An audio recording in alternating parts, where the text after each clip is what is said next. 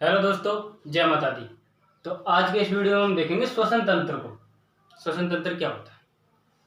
देखो, आप कोई भी काम करते हो तो आपको किसकी आवश्यकता पड़ती है? ऊर्जा की आवश्यकता पड़ती है। भाई, हमारे शरीर में ऊर्जा होगी तभी तो हम किसी काम को कर पाते हैं। यदि हमारे शरीर में ऊर्जा ही नहीं होगी तो हम काम को कैसे करेंगे? तो हम किसी भी काम को करते हैं तो ऊर्जा की आवश्यकता पड़ेगी। तो ऊर्जा किस प्रकार से आती है हमारे शरीर में, कहाँ से बनती है वो ऊर्जा? उसके लिए कौन जिम्मेदार है? उसके लिए श्वसन क्रिया जिम्मेदार है। जो हमारे शरीर में ऊर्जा बन रही है उसके लिए कौन जिम्मेदार है? श्वसन क्रिया जिम्मेदार है। अब देखो, श्वसन कहते किसे हैं? क्या होता है श्वसन? श्वसन वह क्रिया है जिसके अंतर्गत पोषक पदार्थों का ऑक्सीकरण करके ऊर्जा प्राप्त की जाती है। मतलब पोषक पदार्थ जो होते हैं, हम जो भोजन ले रहे हैं खाने में, उस उनमें जो पोषक पदार्थ उपस्थित होते हैं उन पोषक पदार्थों को क्या किया जाता है? ऑक्सीकरण किया जाता है। उन पोषक पदार्थों को ऑक्सीकरण किया जाता है। उस ऑक्सीकरण से हमें क्या प्राप्त होती है? ऊर्जा प्राप्त हो रही है। देखो, एग्जाम्पल के रूप में देखते हैं। अब आपने भाई, रोटी हमारी किसकी बनती है? गेहूं की बनती है। गेहूं क्या है? कार्बोहाइड्रेट। कार्बोहाइड्रेट कार्बोहाइड्रेट का हम विघटन करेंगे, क्या प्राप्त होगा? ग्लूकोज। ग्लूकोज प्राप्त होता है। अब ग्लूकोज ये रहा भाई, ग्लूकोज का फॉर्मूला क्या होता है? C6H12 और 6। अब ग्लूकोज का हम क्या करेंगे? ऑक्सीकरण करवाएंगे। ऑक्सीकरण मतलब ऑक्सीजन के साथ क्रिया करवाएंगे एंजाइम की उपस्थिति में। एंजाइम की उपस्थिति में ग्लूकोज की ऑक्सीजन के साथ क्रिया करवाएंगे तो इससे हमें क्या प्राप्त होगा? इससे कार्बन डाइऑक्साइड मतलब CO2, कार्बन डाइऑक्साइड प्राप्त होगा, जल प्राप्त होगा और क्या प्राप्त होगी? एनर्जी, ऊर्जा प्राप्त होगी ग्लूकोज के ऑक्सीकरण से। तो ग्लूकोज के ऑक्सीकरण से क्या प्राप्त हो रही है? हमें एनर्जी प्राप्त हो रही है।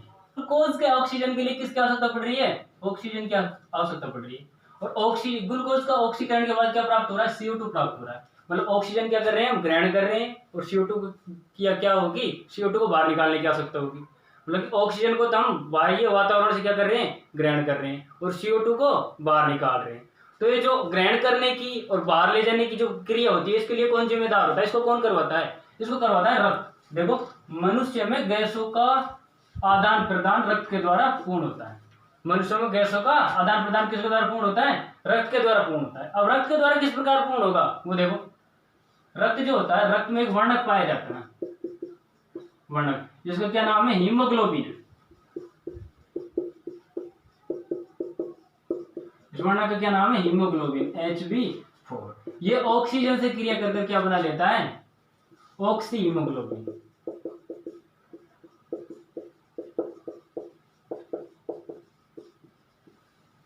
क्या बना लेता है? Oxy haemoglobin. मतलब कि क्या बन गया? Hb4O8। ऑक्सीजन से क्रिया करके क्या बना लिया? हीमोग्लोबिन ने ऑक्सी हीमोग्लोबिन बना ली। मतलब क्या करेगा ये हीमोग्लोबिन? ऑक्सीजन को अपने साथ संयोग कर हमारे शरीर की सभी कोशिकाओं तक पहुंचाने का कार्य करता है। भाई, हमारे शरीर को कहीं से भी आप काट कर देख लो, ब्लड निकलता है। तो इसका मतलब क्या है? हमारे शरीर के सभी अंगों तक रक्त उपस्थित है, ब्लड उपस्थित है। तो ये जो रक्त क्या करेगा? ऑक्सीजन को अपने साथ संयोग कर कहां पर ले जाएगा? हमारे शरीर के सभी अंगों तक पहुंचाने का कार्य करता है। तो अब देखते हैं मानव श्वसन तंत्र। मानव श्वसन तंत्र के बारे में देखेंगे, जो 3 भागों में विभक्त किया गया है मानव श्वसन तंत्र को। ऊपरी श्वसन तंत्र, निचला श्वसन तंत्र और श्वसन मांसपेशियां। मानव श्वसन तंत्र को 3 भागों में विभक्त किया गया है, ऊपरी श्वसन तंत्र, निचला श्वसन तंत्र और श्वसन पेशियां। फर्स्ट में देखते हैं ऊपरी श्वसन तंत्र क्या है। जो भाई ये हमारा ऊपर का है, जो ये जिसमें नाक आ जाएगी, नासगुआ आ जाएगी, ग्रसनी आ जाएगी, ये सभी किस में आएंगे? ऊपरी श्वसन तंत्र में आएंगे। अब सबसे पहले भाई नाक है, नाक के अंदर क्या? नासगुआ। तो सबसे पहले देखते हैं नासगुआ को। ये जो हमारी नाक के अंदर गुआ है उसको क्या बोलते हैं? नासगुआ। ये नाक के भीतर स्थित होती है। नासगुआ कहाँ पर स्थित होती है? नाक के भीतर स्थित होती है। अब देखो भाई, अब हमारे नाक में आगे छिद्र, बीच में एक पट्टी का होती है, जिससे नाक क्या 2 भागों में बटी होती है। 2 भागों में बटी होती है ना, इसे नासापट कहते हैं। इसे क्या कहते हैं? नासापट। जिससे नासिका गुहा कितने भागों में बढ़ जाती है? 2 भागों में विभक्त हो जाती है, जिसे बाएं और दाएं नासा पक्ष कहते हैं। ये हो जाए बाएं नासा पक्ष, दाएं नासा पक्ष। तो 2 भागों में विभक्त हो गई क्या? नासागुआ। किसके द्वारा? नासापट के द्वारा। अब इसके बाद देखते हैं, इस गुहा में महीन बाल पाए जाते हैं। भाई, नाक में हमारे क्या पाए जाते हैं? महीन बाल पाए जाएंगे, श्वेत ग्रंथियां पाई जाएंगी, सेबेसियस ग्रंथियां पाई जाएंगी। नाक में क्या क्या पाए जाएंगे? महीन बाल मतलब बारीक बाल पाए जाएंगे, श्वेत ग्रंथियां पाई जाएंगी और सेबेसियस ग्रंथियां पाई जाएंगी।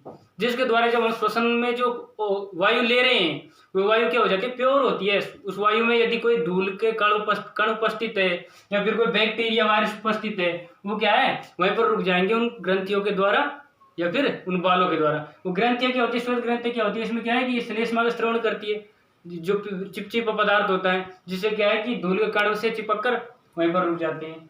अब नाक के अंदर एक और झिल्ली पाई जाती है जिसे क्या बोलते हैं, नाइडेरियन झिल्ली। ये झिल्ली क्या करेगी, जो हमें भाई गंधकार खुशबू का अनुभव करवाती है, वो ये झिल्ली है, नाइडेरियन झिल्ली, जो नाक के अंदर पाई जाती है, जिससे हमें पता चल पाता है कि भाई हमें गंध आ रही है कि खुशबू आ रही है, उस चीज का पता चलता है किसके द्वारा, इस नाइडेरियन झिल्ली के द्वारा। ये हमारे मस्तिष्क को संदेश पहुंचाती है कि भाई गंध आ रही है, कि गंध को ग्रहण करने के लिए जिम्मेदार होती है ये नाइडेरियन झिल्ली। अब इसके बाद देखते हैं हम ग्रसनी, और फिर देखेंगे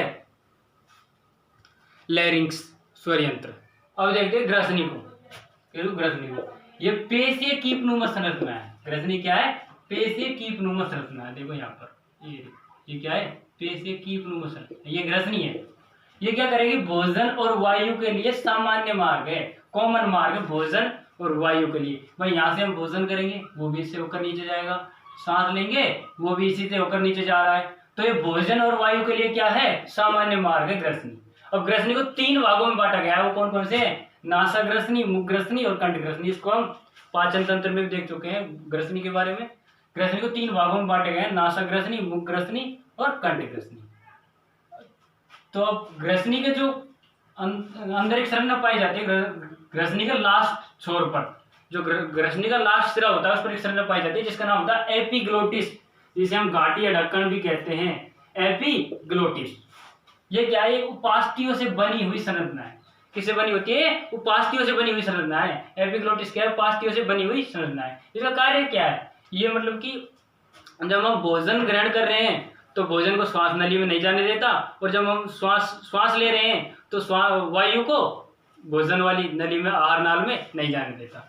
देखो ये उपास्थि से बनी हुई संरचना है जो भोजन व जल के निग्रहण के समय श्वास नाल के द्वार को ढक लेती है। मतलब कि जब हम भोजन को ग्रहण कर रहे हैं, भोजन खा रहे हैं, भोजन कर रहे हैं, तो क्या करेगा, ये प्रतिवर्ती क्रिया के द्वारा श्वास नली को ढक लेता है, जिससे कि भोजन श्वास नली में ना जा सके।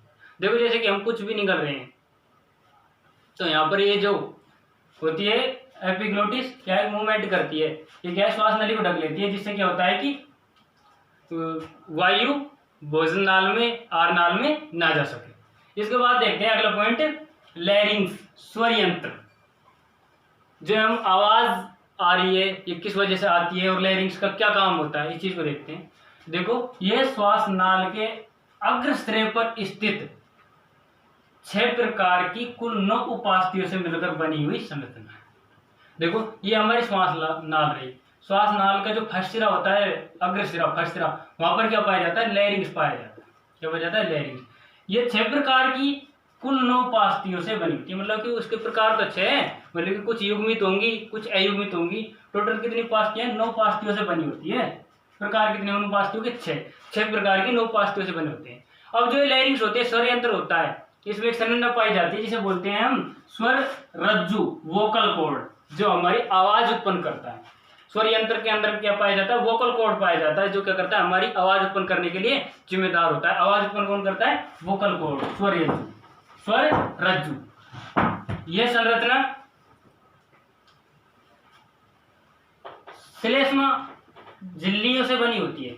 स्वर रज्जु किससे बने होते हैं, स्वर रज्जु श्लेष्मा झिल्लियों से बने होते हैं। स्वर रज्जु किससे बने होते हैं, श्लेष्मा झिल्लियों से बने होते हैं, जो हवा के बहाव से कंपन पैदा कर अलग अलग ध्वनियां उत्पन्न करते हैं। जो ये स्वर रज्जु है, इसमें क्या है कि जब हवा प्रवेश करेगी तो जो कंपन उत्पन्न होगा, हवा प्रवेश करने से क्या होगा, स्वर रज्जुओं में कंपन उत्पन्न होगा, जिससे क्या होगी, ध्वनि उत्पन्न होगी, जिससे क्या होगी, ध्वनि उत्पन्न होगी स्वर रज्जुओं में। तो हम इस वीडियो में ऊपरी श्वसन तंत्र को देख चुके हैं। अब निचला श्वसन तंत्र और श्वसन पेशियों को हम अगली वीडियो में देखेंगे। और मैं उम्मीद करता हूँ ऊपरी श्वसन तंत्र के जो पार्ट पढ़े हमने, ग्रसनी है, स्वर यंत्र, लैरिंक्स है, नासक हुआ है और श्वसन के बारे में, वो सभी आपको समझ आए होंगे। यदि सभी आपको समझ आए तो ठीक है, यदि कोई भी टॉपिक में आपको कोई भी प्रॉब्लम है तो प्लीज़ कमेंट बॉक्स में हमें बताएं। तो दोस्तों खुश रहो, स्वस्थ रहो, थैंक यू।